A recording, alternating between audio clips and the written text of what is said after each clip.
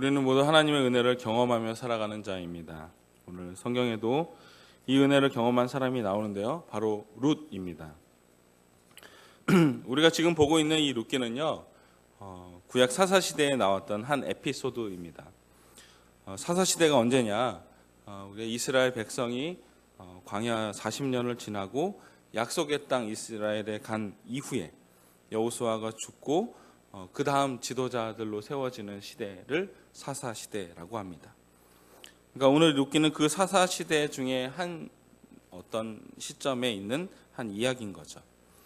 우리가 지난 시간까지 룻기 1장을 보며 흉년의 때를 피해서 이방 땅을 갔던 이 엘리멜렉이라는 이 집안의 이 가족에 대해서 좀 자세히 살펴봤습니다. 안타깝지만 또 엘리멜렉과 또 두 아들이 죽었고 또 그 일로 인해서 다시 베들레헴으로 돌아온 과정이 1장에 기록되어 있죠. 그때 이제 엘리멜렉의 아내였던 나오미가 누구와 돌아오느냐? 오늘 주인공이 룻과 돌아옵니다. 자, 여기까지가 룻기 1장의 내용이고 이제 2장 오늘 1절을 함께 보겠습니다. 자, 오늘 2장 1절을 보니까 새로운 인물이 한 명 등장하는데요. 제가 읽겠습니다. 나오미의 남편 엘리멜렉의 친족으로 유력한 자가 있으니 그의 이름은 보아스더라 라고 나옵니다. 자, 보아스라는 사람이 등장합니다. 근데 그에 대한 설명을 하는데요. 그가 누구냐? 엘리멜렉, 그러니까 나오미의 남편이죠. 그러니까 엘리멜렉의 친족이고 또 유력한 자라고 표현을 합니다. 그러니까 밑에 각 줄을 보니까 부호한 사람, 이렇게 재력이 있는 사람으로 평가되는 사람이죠. 근데 좀 의외예요. 왜냐하면 전체적으로 보아스가 나올 만한 그런 위치가 아니거든요. 근데 룻과 나오미와 엘리멜렉 그 가족에 대한 얘기가 있다가 갑자기 2장 1절에 이 뜬금없이 보아스에 대한 설명을 하는 거죠. 근데 이 보아스는요, 실제 룻기의 아주 중요한 인물이기도 합니다. 왜냐하면 이제 룻기 4장 뒤에 끝에 보면 이제 보아스의 아들 오벳의 아들 이새가 나옵니다. 이새의 아들이 누구죠? 다윗입니다. 그러니까 다시 얘기하면 다윗의 증조 할아버지가 보아스인 거죠. 다윗의 혈통에서 누가 나오셨죠? 예수님이 나오셨습니다. 그러니까 다시 얘기하면 이 보아스는 예수님의 혈통이라는 거죠. 정말 중요한 인물입니다. 중요한 인물이 1절에 나왔습니다. 자, 2절 계속 보겠습니다. 모압 여인 룻이 나오미에게 이르되 원하건대 내가 밭으로 가서 내가 누구에게 은혜를 입으면 그를 따라서 이삭을 줍겠나이다 하니 나오미가 그에게 이르되 내 따라 갈지어다 하매. 이 시어머니 나오미는 며느리 룻에게 이렇게 허락을 해줍니다. 그러니까 밭에 가서 너가 이삭을 주어도 되겠다. 보니까 지금도 그렇지만 과거에는 더더욱 남성의 노동력으로 그 가족이 이렇게 먹고 살았는데 지금은 남자가 다 죽었잖아요. 그래서 이제 시어머니보다 이제 젊은 룻이 그 일을 감당하고자 나가서 일을 하겠다는 겁니다. 근데 그 일이 그렇게 변변치 않은 일이었어요. 이제 뭐 추수 때에 베는 사람이 있으면 그 베는 것 이후에 떨어진 이삭을 줍는 일인 거죠. 뭐 이게 사람마다 학자마다 좀 다르게 얘기를 하겠지만 뭐 크게 대단한 일은 아니었습니다. 사회보장 제도가 잘 되어 있어서 이런 일이 지켜지기도 했지만 성경에 보면 그런 일을 지키지 않은 밭도 많았다라고 얘기합니다. 아무튼 그런 일을 하기 위해서 이 룻이 나가게 됩니다. 돈도 없었고 먹을 것도 없었기 때문에 그 일이 생존과 아주 직결된 일이었습니다. 자, 그런 상황에 3절을 보니까 이렇게 나옵니다. 룻이 가서 베는 자를 따라 밭에서 이삭을 줍는데 우연히 엘리멜렉의 친족 보아스에게 속한 밭에 이르렀더라. 할렐루야. 자, 이삭을 줍기 시작했습니다. 이제 이거 먹고 살려고 일을 하는 거예요. 이삭을 줍기 시작했는데 오늘 표현에 뭐라고 해요? 우연히 이 보아스의 밭에, 그러니까 보아스의 속한 밭이라고 하니 보아스가 밭이 많았나 봐요. 보아스가 속한 밭에 일을 하게 됩니다. 다른 번역을 보니까 공교롭게도 우연히도라고 표현합니다. 이삭을 주울 곳이 뭐 장소가 뭐 얼마나 많았는지는 모르겠지만 유일한 곳은 아니었을 거라고 봅니다. 그런 가운데 하나님이 이 룻을 인도하셔서 보아스에 속한 밭으로 우연히 인도하신 거죠. 우리에게 벌어지는 이런 우연 같은 일들이 있습니다. 하지만 그것은 결코 우연이 아닙니다. 이는 하나님의 뜻이 있습니다. 그런데 세상 사람들은요, 그것을 그렇게 생각하지 않아요. 우연이다. 우연히 그렇게 딱 맞아 들어진 거다라고 얘기를 하죠. 하지만 우리 믿는 자들에게 이 세상의 우연이, 세상 사람들이 말하는 이 우연이 지속적으로 이루어진다면 어떨까요? 오늘 본문 4절에 우연이 반복되고 있습니다. 4절에 이렇게 나옵니다. 마침 보아스가 베들레헴에서부터 와서 베는 자들에게 이르되 여호와께서 너희와 함께 하시기를 원하노라 하니 그들이 대답하되 여호와께서 당신에게 복 주시기를 원하나이다 하니라. 아멘. 자, 보아스가 마침 이곳에 왔습니다. 보아스의 밭이 얼마나 많은지 모르겠지만 여기 하나는 아닐 거예요. 그리고 딱 이 시점에 왜 이 밭에 왔는지는 나와 있지 않습니다. 이것이 다 세상 사람들이 말하는 우연이라면 우연의 연속이겠죠. 하지만 이것은 우연이 아닙니다. 하나님께서 이 보아스를 룻과 만나게 하기 위해서 하나님이 마침 보내신 거죠. 룻에게는 우연이고 보아스에게는 마침이었지만 이 모든 것은 하나님이 계획하시고 하나님의 뜻이 있었다라는 겁니다. 4절에 뭐라고 얘기하냐면 여호와께서, 보아스가 얘기하는 여호와께서 너희와 함께 하시기를 원하노라 라고 얘기합니다. 자, 구약 성경에서 이와 같은 표현은 굉장한 축복 중에 하나입니다. 우리 아까 서두에 봤던 영상에도 그 선교사님들이 어려운 상황이지만 하나님이 함께 하신다, 하나님이 나를 인도하실 것이다라는 그 믿음을 갖고 사시는 거잖아요.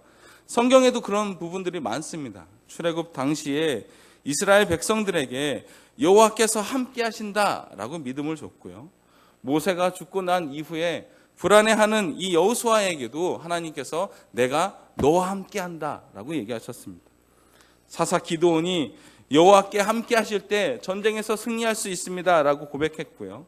오늘 보아스도 그와 같은 마음으로 함께한 자들에게 하나님이 너희와 함께한다라고 축복의 말을 전하고 있는 거죠. 자, 그런데 마침 룻이 이곳에 있었다는 거예요.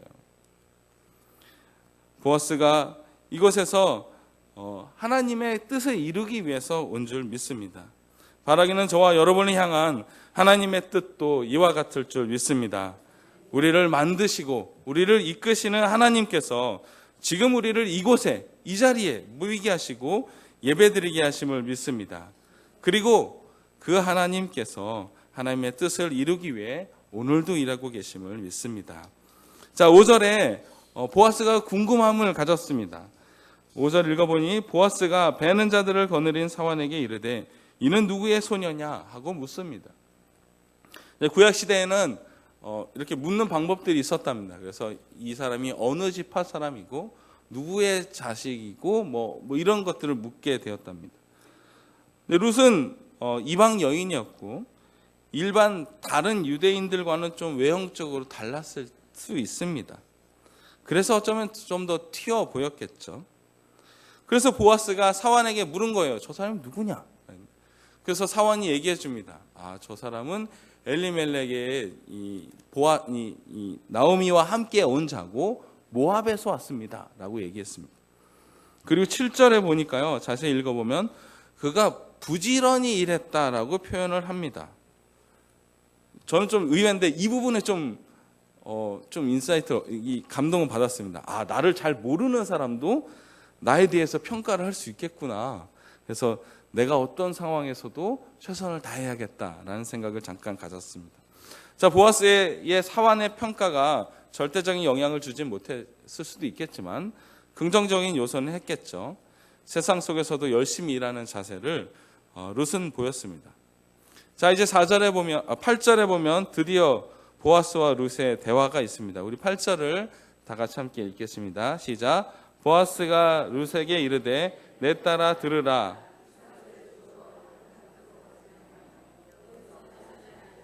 나의 소녀들과 함께 있으라. 아멘. 할렐루야. 자, 룻이 지금 누구 밭을 따져가며 일하는 처지가 아니에요. 그러니까 뭐 밭도 없고 뭐 아무것도 없는 룻이잖아요. 그래서 그냥 일할 수 있는 공간이 있으면 어디든지 가서 일을 했겠죠. 자신과 시어머니가 먹고 살기 위해서요.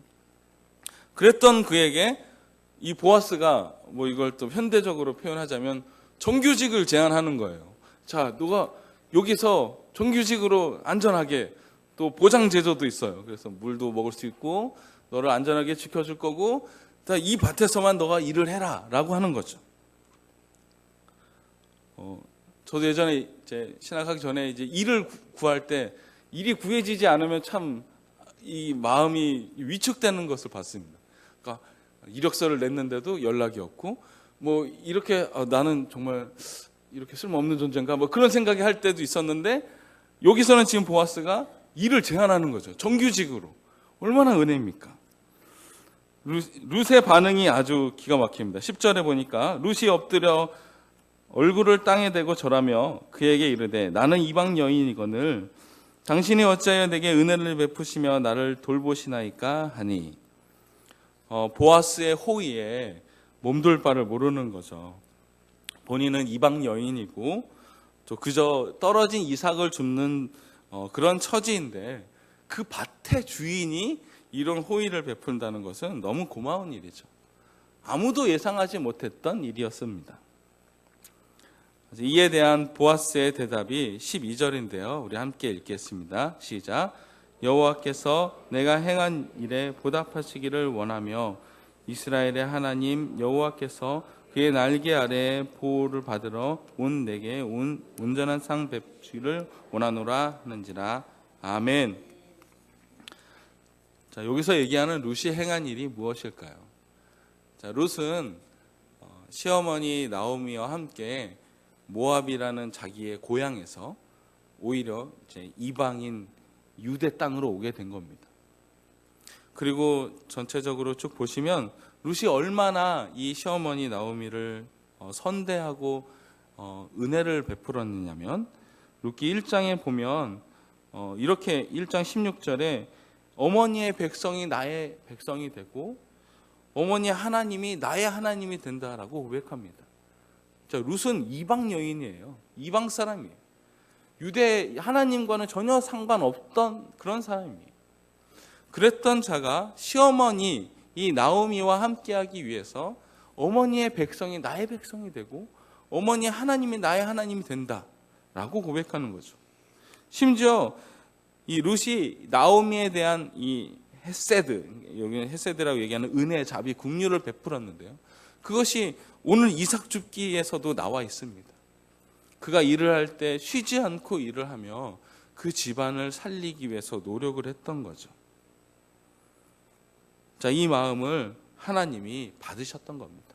하나님이 이 룻의 마음과 행동을 받으셨고 보아스를 통해서 그 긍휼을 베풀어 주신 거죠. 바라기는 우리도 우리가 속한 어떤 공동체이든 선대하는 마음으로 다른 이들과 함께하기를 원합니다. 우리 또한 죽을 수밖에 없었던 인생이었지만 예수님을 만남으로 인해서 구원을 받았습니다. 우리 힘이 아니고 우리 능력이 아니고 우리가 자랑할 탤런트가 아니고 그저 하나님이 우리를 사랑하시기 때문에 예수님을 선물로 주셨고 그 예수님을 통해서 우리가 구원을 받게 된 거죠. 우리 또한 은혜 받은 자라는 겁니다. 그렇게 은혜를 받은 자라면 우리 삶에서도 이와 같은 선한 마음이 나와야 할 줄 믿습니다. 얼마 전 일입니다.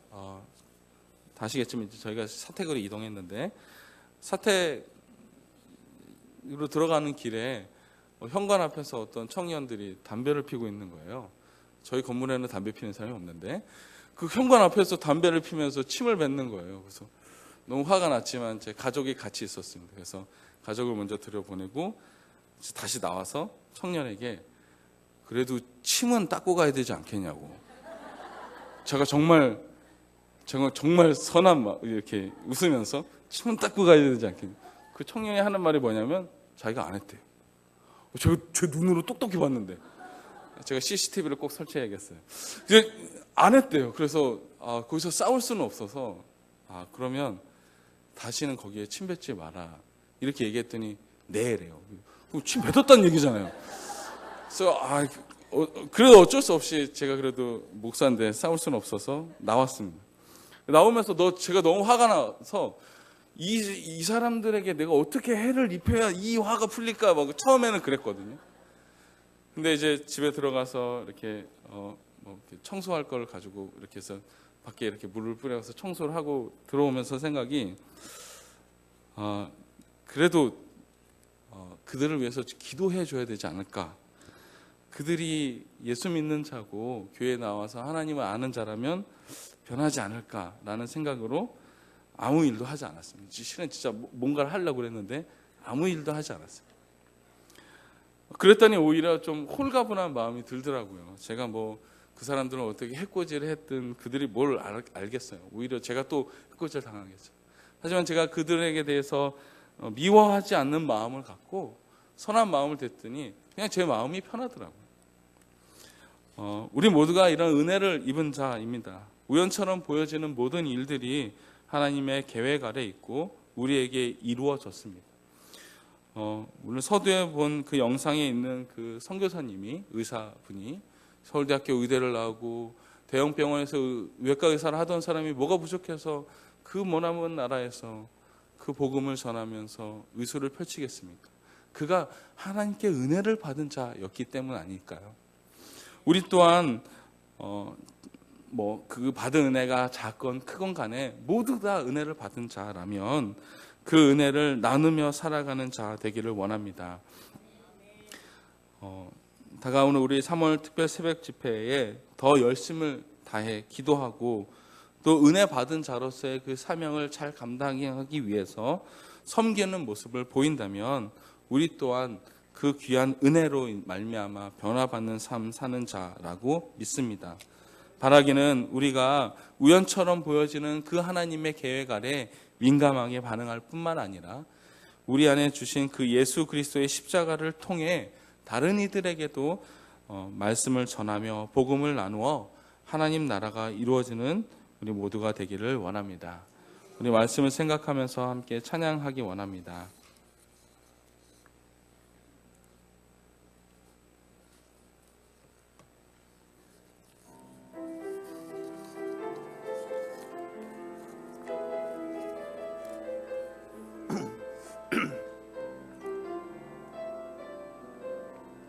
허무한 시절 지날 때, 허무한 시절 지날 때, 깊은 한숨 내쉴 때, 그런 풍경 보시며 단식하는 분 있네. 고와 같이 너희를 버려두지 않으리. 내가 너희와 영원히 함께하리라.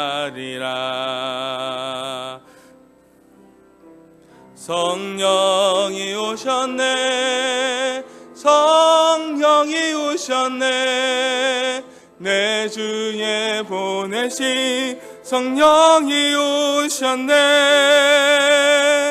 우리 인생 가운데 친히 찾아오셔서 그 나라 꿈꾸게 하시네. 성령이 오셨네, 성령이 오셨네, 성령이 오셨네, 내 주에 보내신 성령이 오셨네. 우리 인생 가운데 친히 찾아오셔서 그 나라 꿈꾸게 하시네. 우리 함께 기도하기 원합니다. 나도 은혜 받은 자이오니 그 은혜를 전하는 자 되게 해달라고, 예수 그리스도의 복음을 우리의 삶에서 나타내는 자 되게 해달라고 우리 주님의 이름을 한번 크게 부르짖고 합심하여 함께 기도하겠습니다. 주여, 할렐루야. 하나님 감사합니다. 하나님, 저같이 연약하고 부족한 자를 부르셔서 하나님의 귀한 사명을 맡겨주심에 감사합니다. 여전히 하나님 갈리고 닦아야 될 부분이 많은 자이지만 하나님 은혜를 더하여 주시고 사랑을 더하셔서 내 목숨이 다하는 날까지 하나님의 복음을 전하는 자 되게 하여 주옵소서.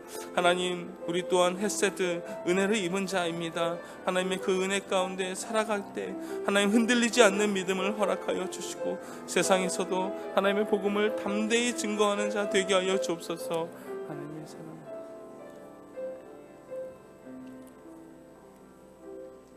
사랑의 하나님, 우리에게 복음을 허락하셔서 예수 안에 거하게 하심을 감사드립니다. 연약하고 부족한 우리에게 은혜를 주셔서 다시 살게 하심을 감사드립니다. 이제는 그 사랑으로 세상 속에서도 빛과 소금의 사명을 감당하며 살아가게 하여 주옵소서. 예수님의 이름으로 기도드립니다. 아멘.